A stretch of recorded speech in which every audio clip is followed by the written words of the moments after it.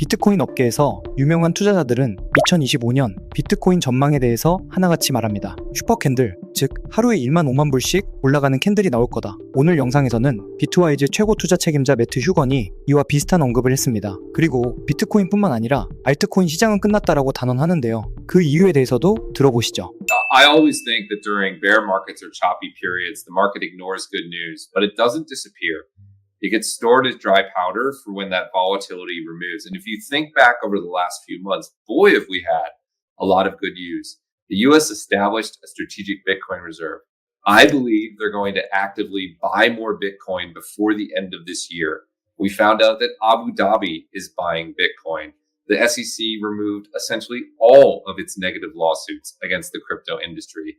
People think we're going to get stablecoin and market structure regulation before the August congressional recess. It's been a clean sweep of everything we want, right? This is a market that should be already at 150K and going higher, and it just hasn't been able to because it's Liberation Day today. And that's all that people can focus on. I do think once that is removed, we will get to those all-time highs. I have a stronger conviction in our 200,000 December Bitcoin call than I did when we made it. I actually feel better about it today than I did back then because there's been so much delivery of good news in the interim. Oh, man, I can't wait to hear what Ryan has to say. I find it annoying. Annoying is the word I have for the current macro setup. There's so much good things going on in Bitcoin specifically and crypto more broadly that we should be ripping to all-time highs right now. And because of this macro volatility, we're just awash on the sea of Trump's tariffs, uncertain of where we go next. It's annoying. I can't wait for it to be over. I'm with you. I want some certainty. I care less about what it is. I think once we have uncertainty baked into the market, the fundamentals of crypto will take back over and we will be back at all-time highs. I've actually been tremendously heartened by the strength of Bitcoin in the face of this macro uncertainty. I know everyone's hyped about gold. Since the election, Bitcoin has strongly outperformed gold. It's strong. There it is. It's strongly outperformed the S&P 500. It's crushed the Qs. It's in a position to race to all-time highs and then beyond. But we have to get through this uncertainty. So I find it annoying. That's my word for it. 저 또한 전업 투자자로 오래 생활을 해서 매트 휴건 발언에 굉장히 공감하는 부분은 바로 드라이 파우더입니다. 시장에서 호재가 무시가 되었을 때는 다음에 악재가 해소될 때 더 큰 상승폭을 불러오기 마련인데요. 실제로 지금 비트코인 시장에는 호재가 넘쳐나고 반감기 상승 사이클의 공정 가격, 즉 원래 역사적 패턴상 도달했어야 할 15만 달러, 20만 달러는커녕 10만 달러 부근에도 못 미치기 때문에 악재 해소 시에 그동안 반영하지 못했던 호재들을 한꺼번에 반영해서 슈퍼캔들, 즉 폭등할 수 있음은 가능성이 있어 보입니다. 하지만 제 채널에 등장하는 전문가들은 대부분 비트코인을 좋게 이야기해야 하는 위치에 있는 사람들입니다. 고객 자금을 굴리고 있거나 회사 자금으로 비트코인을 구매한 사람들이 많기 때문이죠. 시장에는 정답질은 없습니다. 그럼에도 많은 투자자들은 리스크를 감수하고 돈을 벌기 위해서 비트코인 시장에 뛰어드는 것이죠. 하지만 급등락하는 비트코인 시장에서 급등과 급락을 반복하는 차트를 보고도 개인 투자자들이 욕심과 공포를 떨쳐내고 평정심과 내 자산이 우상향을 하는 것은 말처럼 쉽지가 않으실 겁니다. 저 또한 전업 투자자 생활을 오래 했지만 항상 좋은 자리를 기다리고 인내해야 수익을 조금씩 낼 수 있었습니다. 그래서 저희 앤드류 트레이딩 팀에서는 어떻게 하면 일반 개인 투자자들도 투자 시장에서 수익을 낼 수 있을까? 구독자분들께 어떻게 하면 조금이라도 도움을 좀 드릴 수 있을까? 고민을 하다가 구독자분들도 비트코인이 명확하게 상승 추세가 나왔을 때만 투자를 하실 수 있게 한다면 수익이 조금 나지 않을까? 라는 생각을 하게 되었는데요. 제가 전업 투자를 하면서도 개발자로 오래 일을 했기 때문에 저도 써볼 겸 유료 결제를 해서 결국 만들었습니다. 바로 비트코인이 정말 신뢰할 수 있는 상승 추세인 건지 횡보인지 하락인지 알 수 있게 도움을 주는데요. 지금 보고 계시는 건 비트코인 차트인데요. 제가 빨간색 네모 박스로 표시해둔 곳을 보시면 주황색 61선과 파란색 121선이 교차하는 구간에서 추세가 변동되는 걸 보실 수 있습니다. 실제로 지금 비트코인은 최근에 61선과 121선이 데드크로스 하방 교차하면서 조정이 나오고 있는데요. 제가 운영 중인 앤드류 관점 채널에서는 보시다시피 2월 25일부터 제가 줄 곧 비트코인 하락 관점을 제가 말씀드리고 리스크 관리에 대해서 말씀을 드렸고 많은 분들이 도움을 받으셨습니다. 물론 데드크로스가 난다고 해서 무조건 하락하지도 상승하지도 않습니다. 저희 앤드류 트레이딩 팀에서 개발한 알파빗 지표는 약 8개의 고급 추세 기준과 트레이더들의 노하우를 담아서 차트가 상승할 확률이 높을 때 신호가 나오도록 개발을 하였습니다. 그 결과 저희 전문 트레이딩 팀 또한 판단에 도움받을 정도로 만족할 만한 놀라운 성과를 보였습니다. 시중에 유료로 팔 수 있을 정도로 가치 있는 지표이지만 저희 앤드류 채널 영상을 시청해주시는 구독자분들께는 무료로 제공해드리기로 마음먹었습니다. 저 또한 며칠 밤새 테스트하며 어렵게 만든 지표이지만 구독자분들 성원에 힘입어 저 또한 도움을 받고 있기 때문에 어렵게 공유드리기로 마음먹었습니다. 초보자분들부터 경력이 오래된 트레이더분들까지 굉장히 큰 도움을 받을 수 있는 지표라 도움이 되실 거라고 자부합니다. 신청 방법은 하단 더보기란과 고정 댓글에 나와 있으니 많은 신청 부탁드리고 이번 하락장에서 모두 잘 살아남으셔서 좋은 성적 내시면 좋겠습니다. 이제 알트코인에 대한 그의 생각을 들어보시죠. I think alt season is dead. I think we're not entitled to alt season. And I think the reason we historically had alt season was that crypto was a purely speculative asset class. And all of what we were betting on Ethereum, Solana, etc., was in the future. And I think where we're at now is we're in the fundamental era of crypto. And in a fundamental era of crypto, you won't have the same sort of clear seasonality where everything rallies together and you can throw a dart at the wall and whatever you hit will go up. What you'll have is a market where individual assets respond to individual fundamentals.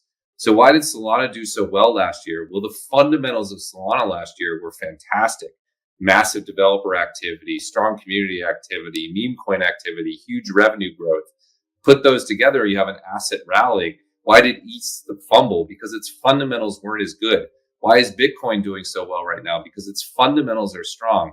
So I think we sort of have to scrub from our mind the idea that we're entitled to alt season where everything rises. First Bitcoin, then the other 10 assets, and then the really speculative stuff. That was when crypto was driven purely by speculation. And I think now we're increasingly driven by fundamentals, and that's going to be differential performance. I'm very bullish about those fundamentals. I'm actually bullish even on ETH fundamentals long term. But I do think it's going to be asset specific to a greater degree than it has been in the past. I think the seasonality has changed. It's companies that own at least 1,000 Bitcoin as a treasury asset, weighted largely by the amount of Bitcoin they own. So Strategy is the largest holding, Mara, CleanSpark, etc. But we think this list is going to extend to a large number of companies. I know a lot of people look at this development and think it's all these weird companies like Michael Saylor and his messianic view of Bitcoin and these crypto miners. But if you think back to the early days of asset managers in crypto, it was unusual companies too. It was Bitwise, it was Grayscale, it was family-owned businesses like Van Eck and Fidelity. And now guess what? It's BlackRock and Invesco. And I think the same thing is going to happen here. I think we're going to, of course, it's people on the edges who do this first. But I think we're not that far removed from large cap S&P 500 companies own Bitcoin on their balance sheet as well. So this ETF will kind of capture those forward-thinking companies. And I think there's a lot of demand for this kind of exposure from investors. And I think it's a great set of companies. And said that this is akin to the US establishing a Chinese yuan reserve, right? Promoting something to replace the dollar as the world's reserve currency. And that's actually precisely wrong. I'm a strong proponent of the US dollar being the world's reserve currency. I know we'll talk about how stable coins can extend the period of time that the US dollar can serve as the world's reserve currency. It's good for America, which is a country that I live in. But we have to accept that there is a possible world in the future where we cede sole ownership of being the world's reserve currency. It's happened to every world reserve currency in the past. We have highly, accelerating debt and deficits. It could happen to the US in the future. And if it does, what do we want to happen?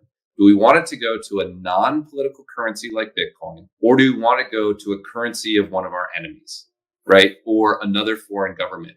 And all the strategic Bitcoin reserve does is it tilts that alternate stream that says, if the world wants to move off the dollar as the sole reserve asset, maybe the future will be dollar and then apolitical Bitcoin.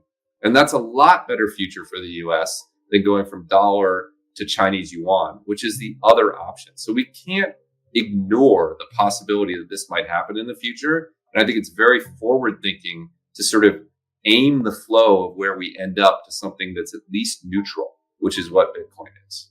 There were just so many risks in crypto all along the way that from a risk adjusted basis, of course, from an absolute basis, I should have gone out and bought Bitcoin when it was $1.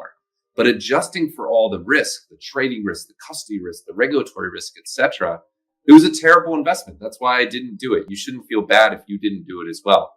The point I was making to get to this idea that this is the best risk-adjusted moment to buy Bitcoin is history is we've removed all of the existential risks. The last existential risk, the one that I was still worried about as recently as 6 months ago, was that the US government would ban it. But now we have a strategic Bitcoin reserve. Now it's in the US's interest to support Bitcoin. So we've removed all of the existential risks from Bitcoin. And yet we still have a 10x to go before we match gold. And I think Bitcoin will ultimately be much more than gold. So there's still 10, 20x more upside and very little of this existential risk on the downside. There's no risk that Bitcoin is going to zero. It's like an incredible setup and sort of help people realize this. The best moment in history to buy Bitcoin from where I sit.